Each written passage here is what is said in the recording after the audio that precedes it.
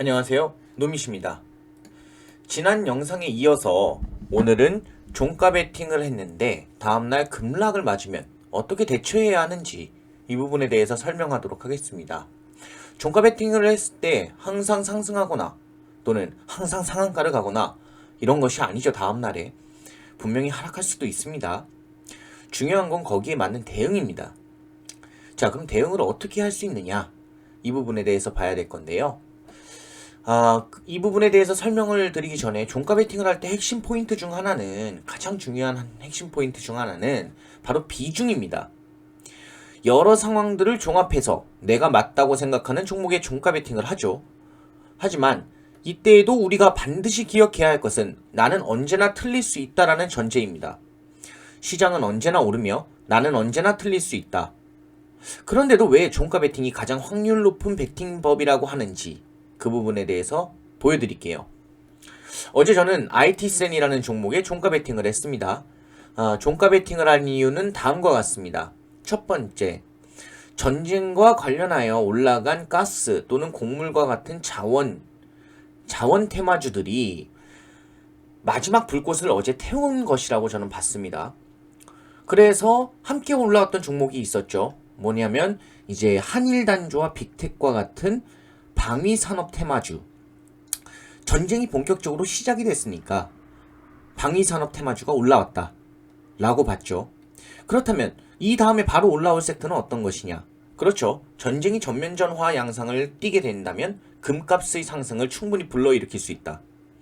이 단서를 어떻게 얻었냐? 이게 뇌피셜이 아니에요. 뇌피셜이 아니고 IT센과 엘컴텍이라는 두 종목의 상승 흐름을 보고 판단을 한 것입니다. 이제 트레이딩을 좀 하셨던 분들이 보시면 당연히 아실 부분인데, 이제 엘컴텍이나 IT센 같은 경우에 금시세 관련해가지고 민감하게 반응하는 종목들이에요. 따라서 이 두 종목이 강세를 띠면서 올라왔고, 그 중에 대장주였던 IT센이 굉장히 높은 상승률을 보여주면서 올라왔죠. 이러한 두 종목 중에 저는 대장주를 노리기로 결정을 했고, 적절한 자리에서 종가를 공략을 해서 베팅이 들어갔습니다. 특히 IT센의 경우엔 대장주임에도 불구하고 큰 상승을 이뤄낸 뒤에 상승분의 절반을 내주지 않으면서 끝났죠. 종가 베팅을 하기에 더없이 좋다고 봤고, 또한 장 막판까지 2등주였던 엘컴텍의 움직임과 수급도 좋다고 판단했습니다. 두 번째 이유, IT센의 테마가 직접적으로 금시세와 연동이 되어 있다는 점이었습니다. IT센은 자회사로 한국금거래소를 두고 있고, 따라서 금시세가 상승하면 당연히 IT센의 시세에도 영향을 주겠죠. 추가적으로 매수 심리도 붙어올 것이다 라는 생각이 강하게 들었습니다. 세 번째, 차트상으로 강하게 갭을 띄우면서 거래량도 상당히 잘 붙어줬죠. 장기 이평선을 뚫어내면서 상승을 해줬고요. 이 세 가지 이유로 저는 종가 베팅을 했습니다. 그런데 오늘 아침에 갑자기 지수가 펌핑이 되어서 갭 상승을 했어요. 예상을 아주 못한 건 아니지만 이 정도의 지수 상승이 나올 줄은 몰랐죠. 그 덕분에 지수가 하락을 했을 때 상승으로 갔던 IT센을 비롯해서 방산주, 자원주 등이 모두 개파락이 떴습니다. IT센은 약 마이너스 8% 정도 구간에서 시작을 했고요. 자, 그럼 이 상황에서 제가 마이너스 8%에 손절이 들어갔어야 할까요? 아니죠. 왜? 전쟁이라는 이슈가 첫 번째로 소멸이 되지 않았다.